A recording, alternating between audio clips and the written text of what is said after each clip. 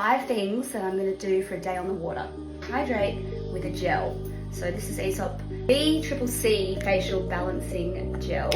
The smell is so beautiful. It's like honey, like it's quite viscous, tacky, but once it hits the skin, it just hydrates beautifully and sinks in. I don't know, it's such an interesting formulation. Then I'm following with a sunscreen.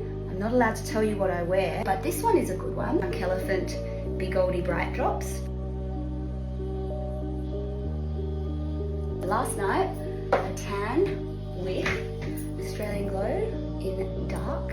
For my face, I added a few drops of the Australian Glow self-tan drops into my skincare. So I was using Synergy Skin Vitamin B. I put about 6 drops in here, and look at that result. This is in Cosmetics by my under eye. Tubing mascara. Home Beauty. I'm just going to put a bit of bronzer on my eyelids. Just Chanel the beige. And for lips, Ultraviolet. SPF 50 in Choc Top.